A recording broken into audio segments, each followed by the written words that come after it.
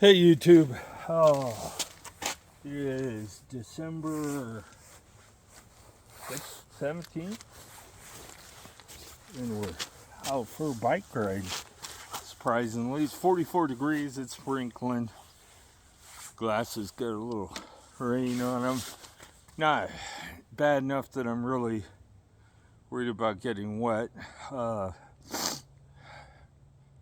My weight loss journey, let's talk about that first. I'm at 266 pounds, so we're right at 50 pounds of weight loss. No, yeah, let's see, 50.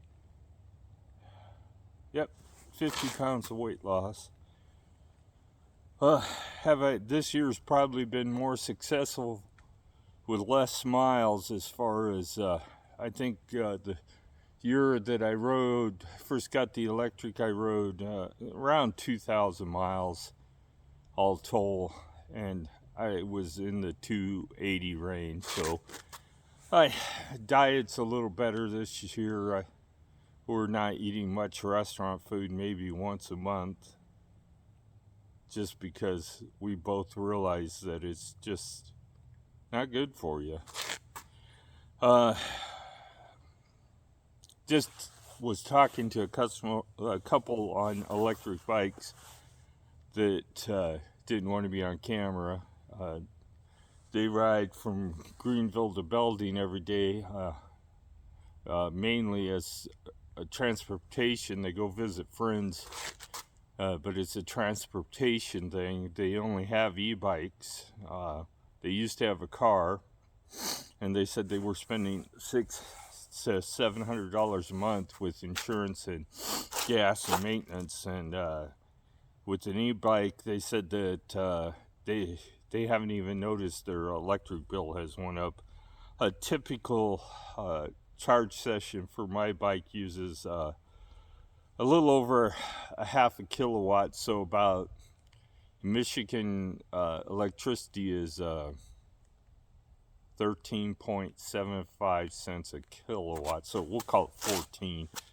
So about 7-8 cents in electricity to ride every day. And that's not necessarily true for every day. It depends on how far the batteries discharge. The charger for the Bosch charger uses a little less electricity to charge than the electric. But I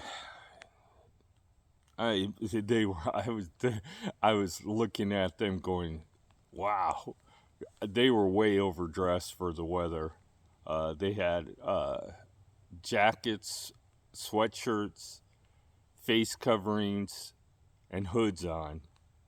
I don't know. For me, this is plenty. I have my coat on the medium, no, the low setting, I think it is right now.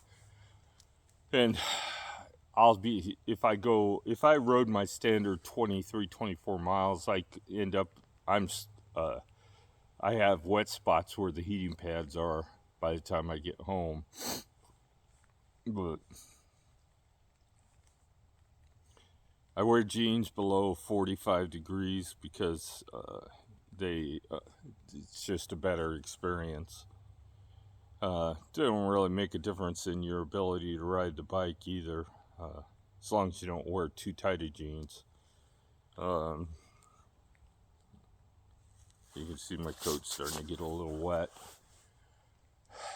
This Oro jacket has been a real great purchase. It's so that I can do things that I would have to really bundle up for otherwise. So this is probably going to be my end of year summary. I'm at about 1,600 miles for the year.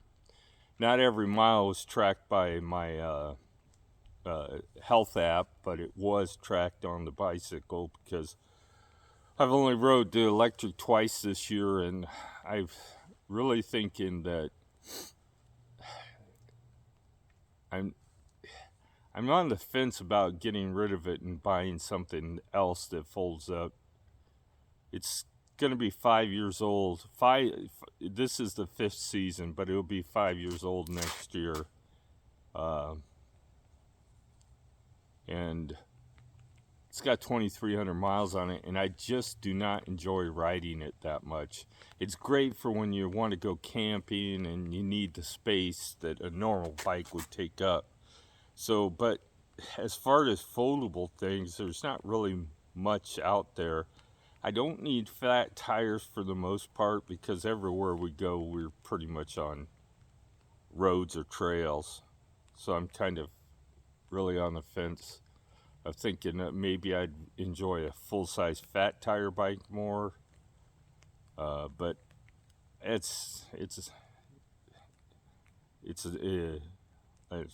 I don't know. So I did buy a rowing machine. We didn't spend much money because we didn't want to invest in a $2,000 rowing machine that might turn into a dust collector in the corner.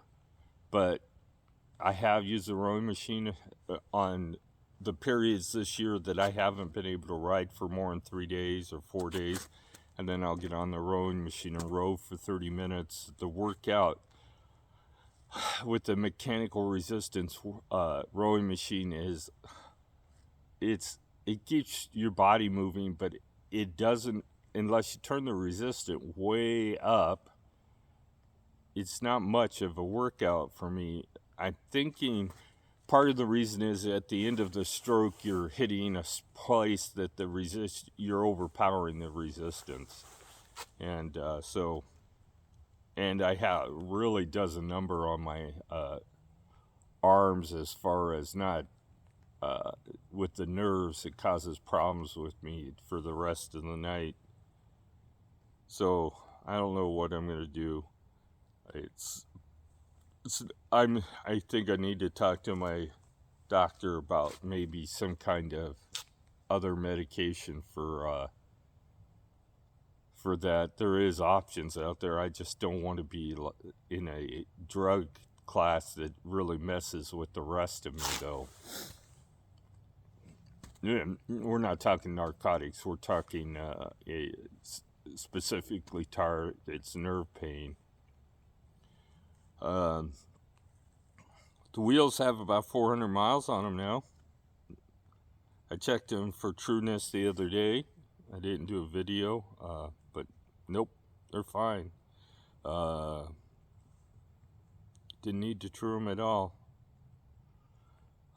Brakes are still good. Still don't need to be replaced. Can't say that about the ones that on my electric. I think they're almost ready for replacement again. They probably were at the replacement stage a while back.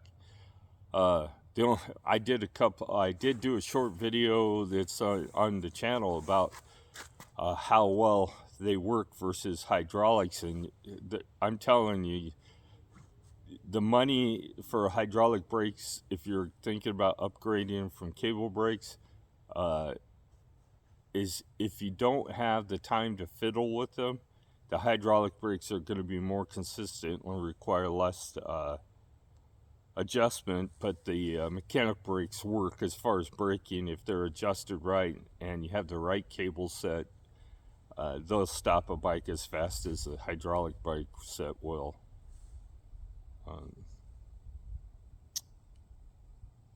Yeah, I've already been talking 10 minutes or videoing 10 minutes. And the sprinkling seems to slow down a little bit. Short ride today. Not going to go my normal 23, 24. I'm going to probably end up with about 13 or 14. Get home and chill out. We were going to do something this weekend, but that plan's fizzled out. Not because of the weather, just because we just don't feel like doing it. Getting Karen out of the house when she's crocheting every day is kind of tough. She's got a couple of orders she's going to finish up, and then I think she's about done taking orders. People just don't understand. what a reasonable time period is to get a product. Because, I mean, if you call her 2 weeks before Christmas and say, I want something done that takes, you know, 80 hours of work, and she doesn't charge nearly enough for her items, but realistically, people could go to the store and buy a machine-made product for a less, but oh, she does it to keep busy. I have leather making, rock polishing, cutting to keep me busy, but then again, old hands give me trouble if I spend too much time doing anything. I was going to try to make some leather goods to sell at her last vendor show, and then I decided that the pain wasn't worth the time, and it's not a matter of money anyway.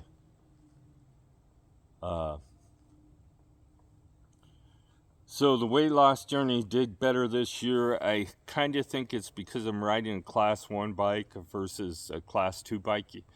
And I'm going to tell you, the pace you set at the beginning of the year is going to set the pace for the rest of the year. So if you you spend the winter in your house and then you get out on your e-bike, you need to push yourself. Get that pace set for the year, and your body gets used to that pace, and you'll lose more weight because you're pushing yourself harder. And I think being on a class 1 bike makes a difference. I still think I need to put wider tires on this. I'm thinking I can go 2.1, not because of it's because of these trail conditions. The trails have deteriorated. Michigan's trying to figure out how to get people to move here instead of move away from it. And I think part of the issues is if you're not a hunter or a fisherman, the state isn't friendly towards anything else. These trails, for example, this gravel trail, the part of the reason they don't want to pave it is there's a sign right down here that says sensitive area, and there's reasons they're saying that they don't want the chemicals to leach in the ground. Well, this used to be a railroad tracks. Those early electric, the electric automotives still have an engine that runs. So there's been diesel in this ground. There's been tar from leached into the ground from the tracks, and they're worried about the pavement. But this is crushed asphalt is the main surface of the trail, and this crushed asphalt is asphalt. It still leaches out into the trail, maybe less so, but it has an environmental impact. So I would hope that someday they figure out that a paved trail through here would be have just as much impact as what they currently have, and it would be nicer to ride on. I mean, we are going into the future where the cars are being priced out of most people's ability to purchase them. That's the manufacturers are starting to get to clues. They're starting to produce some lower cost vehicles to get people to buy cars. But the problem is insurance has gotten to the point that, especially in Michigan, insurance is ridiculous. Especially if you go to Michigan, there's two things you're going to notice. The roads are crappy, and a lot of cars are in disrepair. Either have been in accidents and are run around with no turn signals, one headlight, back smashed in, blowing blue smoke out the tailpipe because we have no inspections here, and which is a bad thing. I think the if the state would overhaul its insurance system and go to what everybody else is using, making it an at-fault state instead of a no-fault state, lower insurance costs, build the infrastructure for people who can't afford cars so they can go from their little communities into a major metropolitan, do their shopping, tow their trailer or their shopping bags on their bike, make it so they can get to their doctors, their shopping, whatever they need to do. This would be a great state. We have all these abandoned railways. There's still parts, some of them, that aren't used for anything. They went back to the landowners if they went through private property. But they could convert these trails and have a network that would really be useful to people who are using it for more than recreation. They could attract people from other states that are main cyclists by putting little camp areas along these trails so that people who come to the state to see the state on their bicycle can ride these trails, have a safe place to camp. I mean, even if it just got a little porta potty out there in a little camp area, and maybe a major facilities located along these trails every couple of 100 miles where they can get it and take a shower and go out and continue their trip. The state could do so much better than they are. If you come here camping, you're going to find the state campgrounds, for the vast majority of them, have just electricity, no hookups. They'll have dump stations and stuff like that, but they have no full hookups. And I think their theory is most campers can go 2 weeks without having to dump. So, and that is the limit to your stays in campgrounds unless you're a campground host. If they would include water, at least, most people would be able to stay their 2 weeks in their camp spot and not have to worry about moving the trailer or going somewhere else. But the state they need to focus on other recreations other than their hunting and their boating. We have more mooring spots than we have camping spots, I bet, in this state, because it's catered to that recreation. I guess I should stop talking. But the year's been good. We ended up the year with almost 1,600 miles on the bicycle. We'll be over 1,600 miles by the time I finish riding. I still see that there's probably 3 or 4 days of good riding weather before the end of the year. And next year, we'll see what the weather brings. But they're saying that in January, we're going to finally start seeing a winter in most of the United States. So we'll see. I am going to try to ride a little colder than I have in previous years, but I still think that once the snow hits this trail, I can't ride it on either bike. It's just too rough. It freezes and thaws and freezes and thaws, and those footprints become a nightmare to try to get through. Thought I'd do one more video before the Christmas season. If I don't do anything else, Merry Christmas, and I hope you have a great New Year's.